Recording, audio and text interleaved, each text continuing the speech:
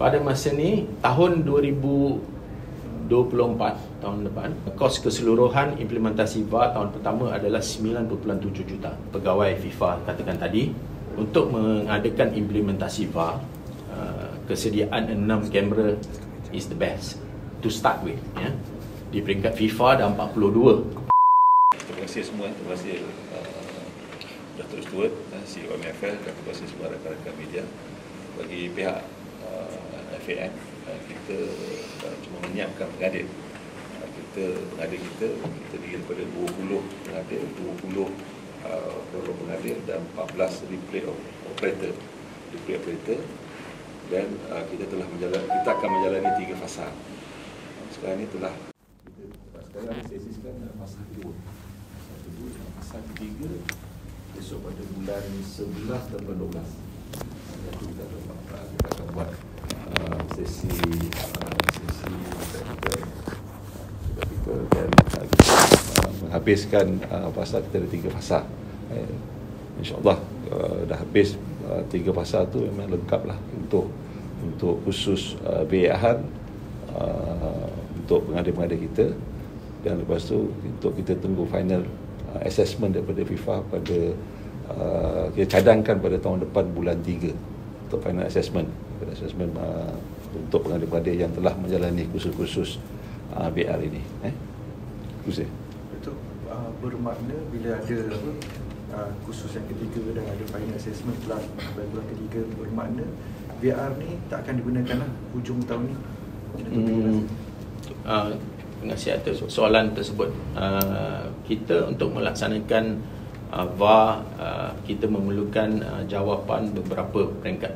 Penyediaan pengadil adalah satu, tetapi juga familiarization kepada sistem yang sedia ada. Kalau kita tengok daripada sana, operasi, komunikasi, teknologi, replay operator adalah perkara di belakang tabir yang mungkin tidak dilihat daripada stakeholder.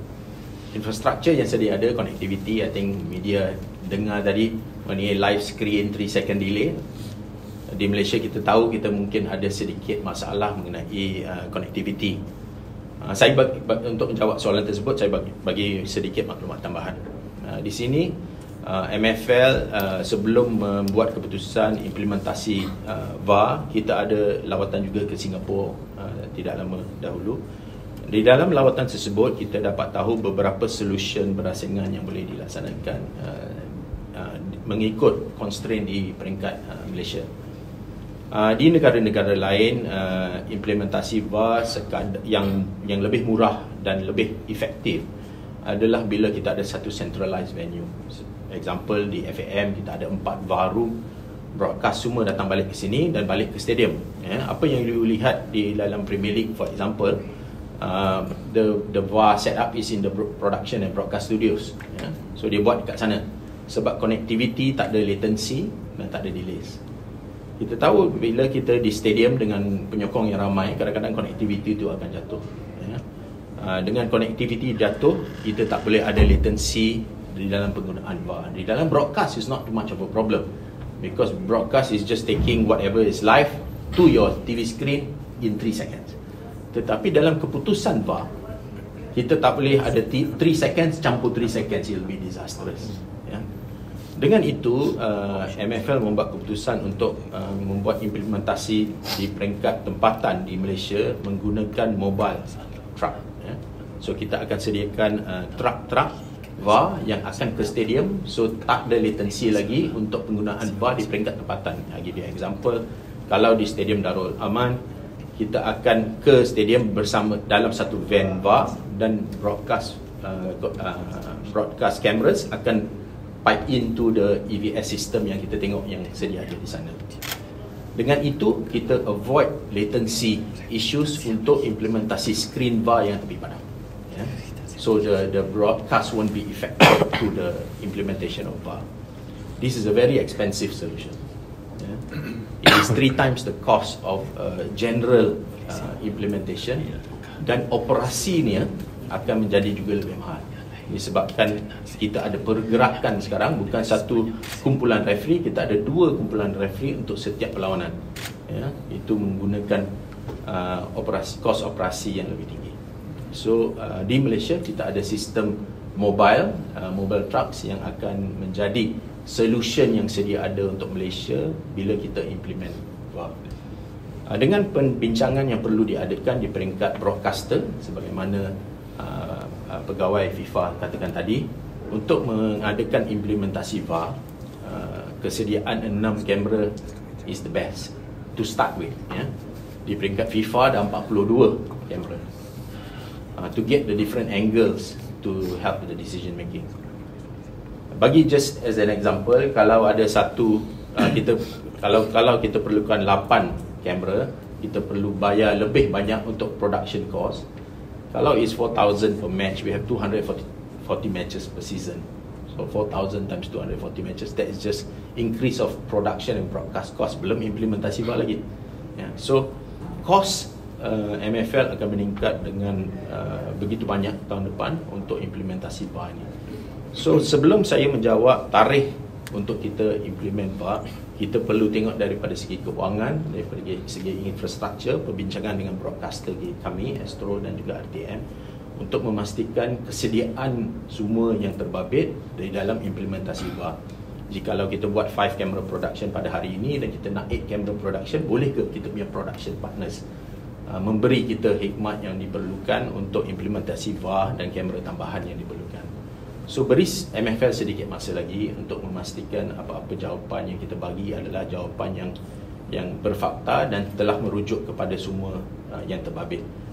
Dan kami harap bila kita umumkan tarikh permulaan VAR tersebut, kita dah rujuk kepada semua pihak untuk memastikan latihan referee disediakan, production dan broadcast dah ready, van yang kita perlukan, sebab van ni bukan nak hantar spare part kereta. Van ni macam rumah orang bekerja, so memerlukan kelulusan Puspakom, installation of air condition, cabling.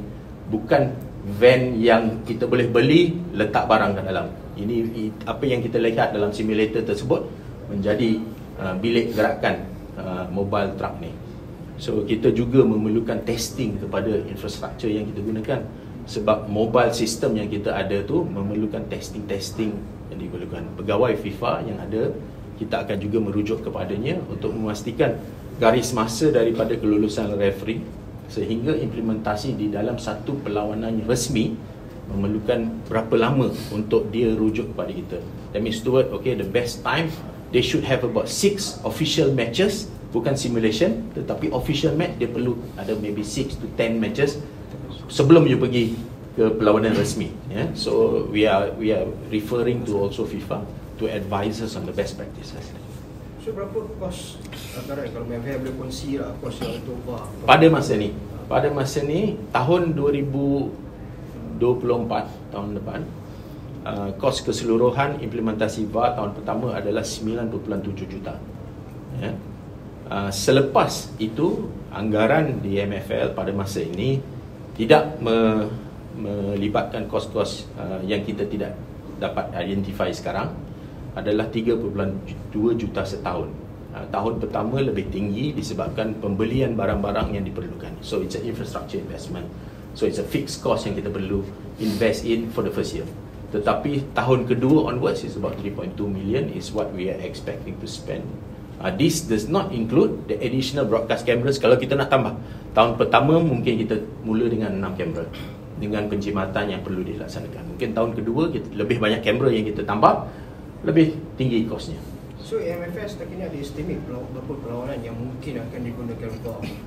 Good question. I think the consideration is there is a number of solutions, whether it's selected matches or all the matches. We are trying our best to make sure that if we make a decision, is the decision for all the matches.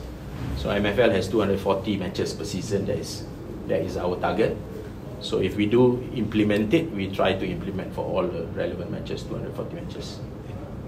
So boleh sahkanlah yang memang tu, sebab sebelum ni ada apa macam digembar-gemburkan yang VAR akan digunakan di final Piala Malaysia, even Datuk Presiden sendiri cakap mengenai itu. Jadi dengan penerangan yang diberikan, pandangan saya adalah ia tidak akan digunakan pada final Piala Malaysia. Mungkin boleh sahkan. I cannot confirm that only because we are scheduled for a meeting with FIFA after the referee training.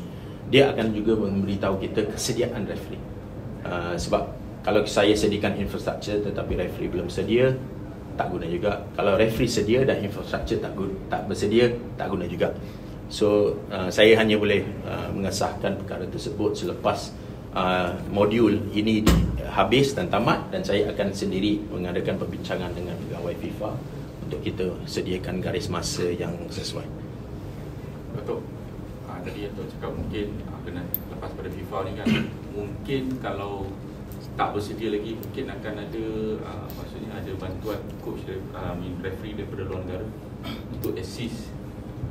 No, I think dekat peringkat MFL, the local referees for VAR is our target. I don't think that we need foreign referees. I think if we do need foreign referees, it might be assistance on the field. Cost of foreign referees is not cheap. So if you want their intervention and their support, maybe having them for 90 minutes on the field is better than having them intervene in 1 or 2 decision-making processes in a match. So means maksudnya kalau let's say for final kita nak guna juga VAR, kita boleh sewa daripada luar in term of the technology. The referee also kita boleh hire yang ada qualification to handle the VAR. Boleh. Because sebelum ni pun kita dah pernah hire foreign referee untuk final LFA Piala Malaysia. I think so, ada tak idea untuk sewa teknologi VAR and hire qualified referee untuk final? Kalau saya ada blank check, then there's no problem. I think the problem is always budget and resources is always limited. So we have to be very prudent in our spending. I believe the first time we implemented VAR in Malaysia was for the AFC Cup final in 2022 when KL reached the final. It was played in Bukit Jalil. VAR was never used once. And I believe AFC spent a few $100,000 just to rent and implement the VAR in Bukit Jalil.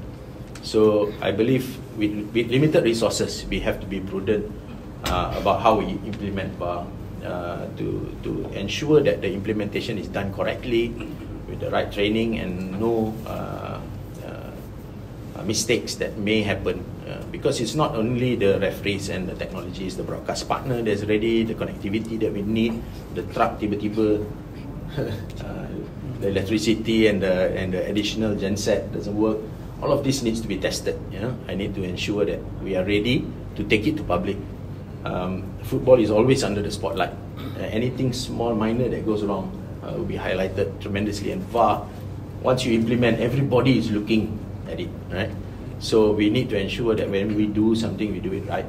And I believe that will take time and consideration. Renting it, I don't think it's a solution. And I believe the moment we rent it, there will be other questions. Why are we spending so much money on just one match of renting VAR? So from MFL, we do not have that resources to rent.